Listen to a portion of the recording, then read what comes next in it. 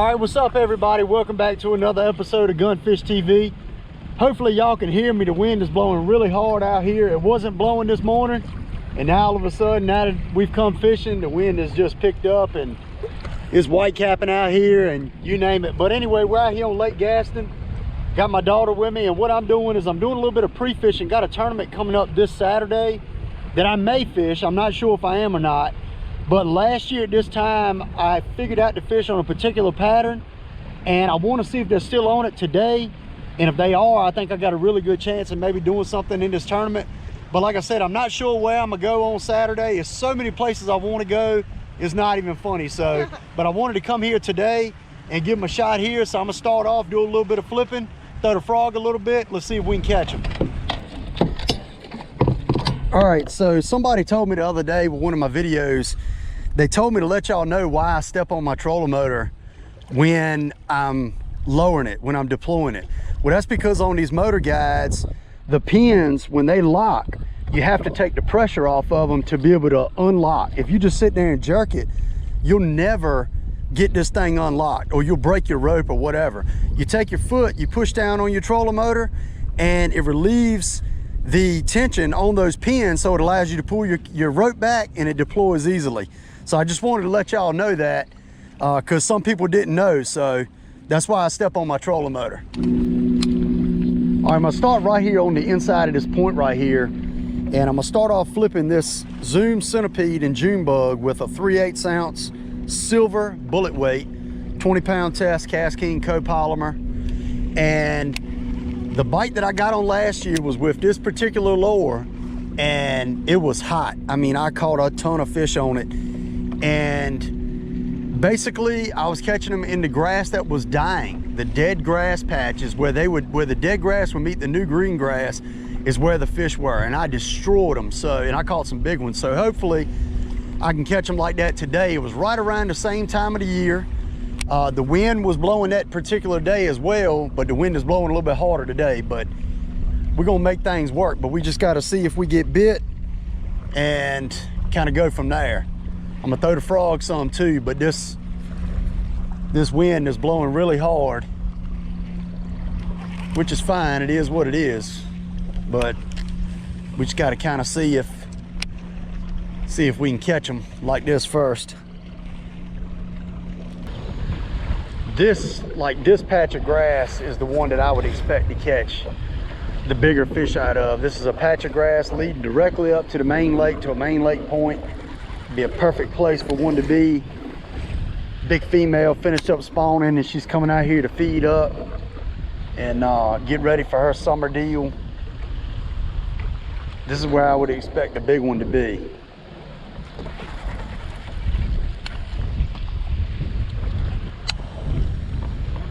All right, so here's a stump. I can see it. There's a stump right there. I just dropped down on. Let's see if we get bit. I see another stump in front of it. Yeah, I see several stumps on this point right here. All right, so let's see. A stump right there.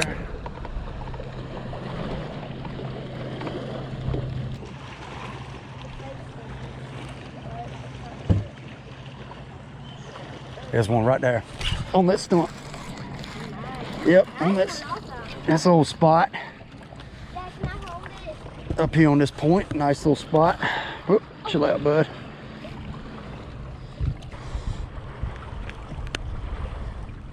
Spotted bass. Oh, that's scary. They're feisty now. Gotcha. All right, let him go. All right. He just went right up. So first bass, spotted bass, is not really what we're after. I would definitely take him, but he was up here on this main lake point, up here on a stump. Bit the old centipede. So there's another stump right there.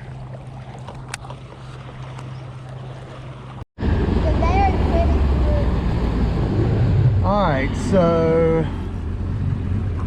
I'm gonna start flipping these docks and flip these into this pocket and hopefully catch some fish. Got off the main lake, I'm gonna take my centipede off and put speed crawl on. And it's way, way, way calmer in here, so I'm gonna keep the silver weight on there for the time being.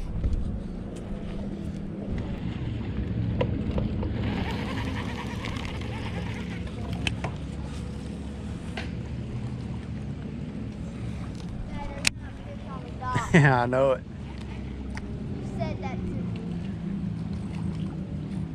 Yeah, I bet there's one under it, though. Yeah.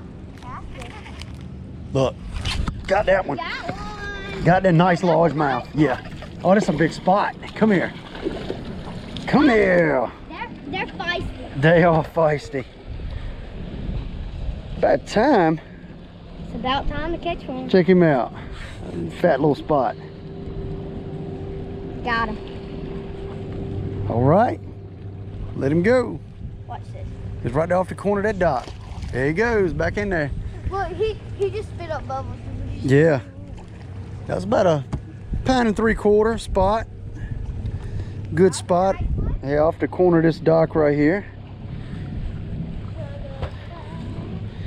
The old tilapia magic. Told me they're not on the dock. Yeah. On the tilapia magic speed crawl. I just kind of started to crank the handle to reel that thing in. And he come up and knocked it.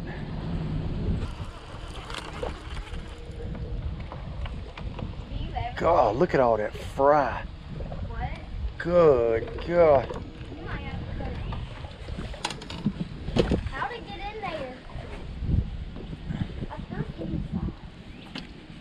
Thank you. Hey. God, there's so much bass fry right there. What? It's crazy. Bass fry. What's that? The baby bass. Look at it. Can you see it? Look right there. Like, they could probably use that as a Maybe. So, got all these fry garters. Let's throw the chatterbait some.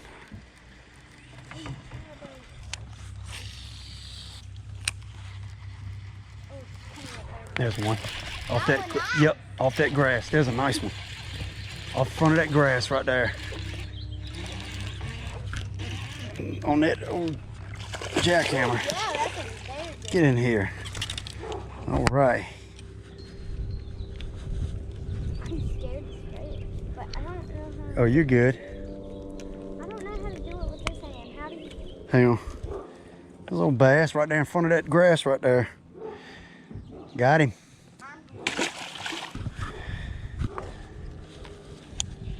All right. Okay, so we got here around 3. Been here for like 2 hours. Got here around 3:20.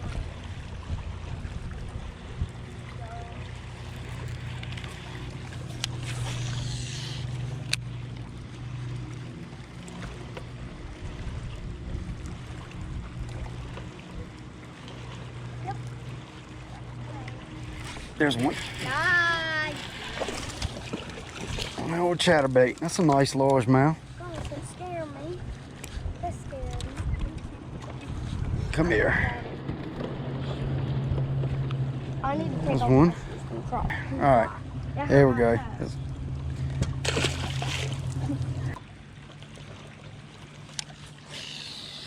I'm happy that we live right there. Oh, good. I got him. I just got freaking nailed. I just got nailed. Should have used the frog. And should get the frog.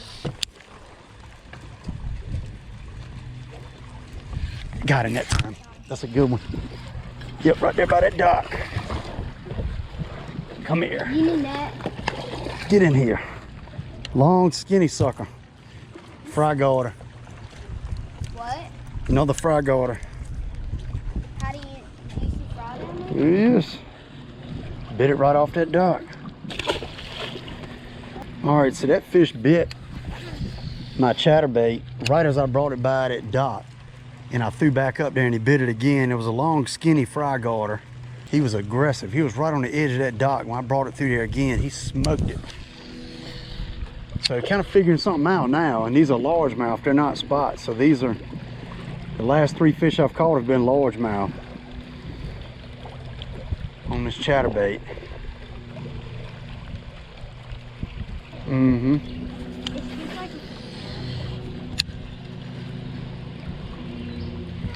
Got him that time. Got him. Another largemouth. Backside of that dock. Small guy, we got him. That small guy. I want to hold the small ones. I don't want to hold the big ones. Right there. Another one on the chatterbait.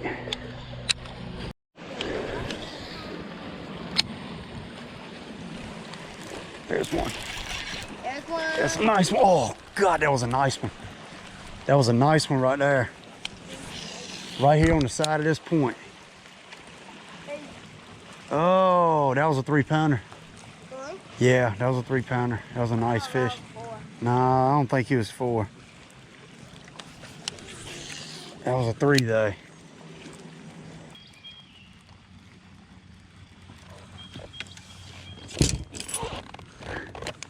Ready to move?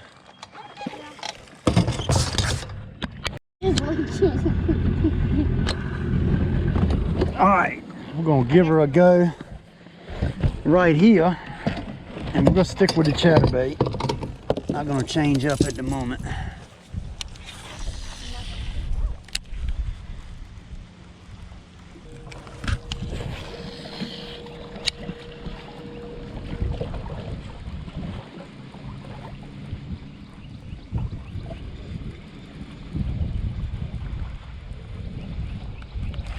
There's one.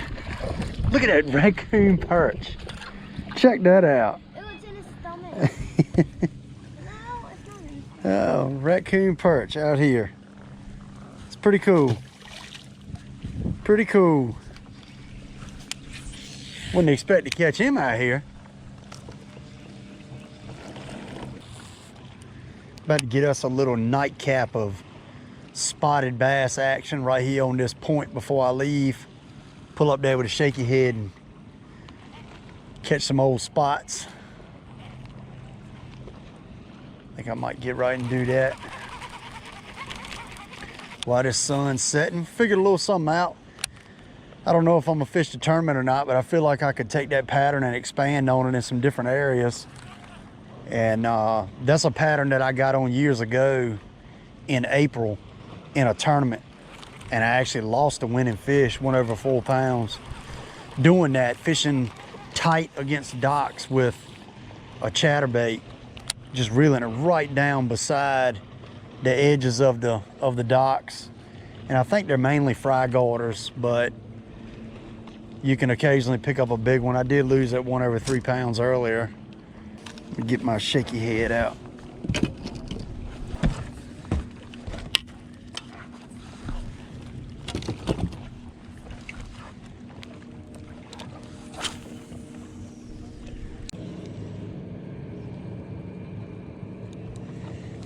Got it.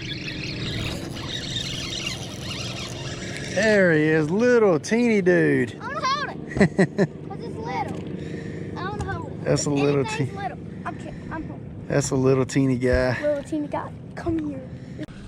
A little spot. There he goes. So I did end up catching one off the point. Little teeny guy.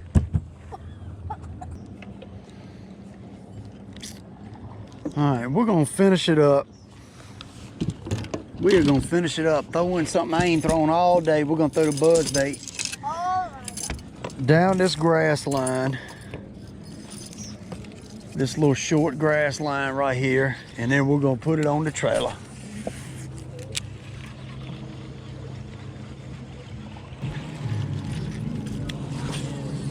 Well, that chatterbait bite ended almost just as soon as it began. I caught a bunch of fish on that thing quick, but I think what I did was I actually left where I needed to stay. I left out of P Hill, which is where I was catching them, and the water temps in P Hill are a lot warmer, or actually 5 degrees warmer than out here on the main lake. And the fish out on the main lake are just in a completely different stage than the fish in P Hill. In P Hill you had fry garters, and that's what I was catching. I believe I was catching right off them docks. I know that first fish I caught was a fry garter, but I had several ones bite that were right there by docks, and they bit one time, and then I threw back in there and they bit again. So that kind of told me that they were kind of, you know, garden fry. So I kind of left them, and I was hoping to duplicate it coming out here to the main lake, but I wasn't able to do that at all. Like I said, these fish out here are just in a completely different stage. And I actually did a lot better in P Hill, and I wasn't in there probably maybe an hour and a half. I fished in P Hill, and I stayed out on the main lake in this wind early on. And then I kind of came back out to it once the wind died down, thinking I might could come out here and get something going, but only caught that one little teeny spot on the ChatterBait. I mean, on the Shaky head. Caught that one raccoon perch on the ChatterBait. Flipped some grass, throwing the buzzbait now as the sun's going down, hoping maybe a big one would come up, but I don't think that's gonna happen. Oh, that is gonna be it. Glad I got on that little flurry of ChatterBait fish, because other than that, it would have been extremely tough, no doubt about it. But we ended up figuring a little something out, catching some fish, so that's all that matters. I always want to try to figure out some kind of bite, some kind of pattern that I can, you know, kind of go with, and I was able to do that, so can't complain about that. Let's head on back to the ramp.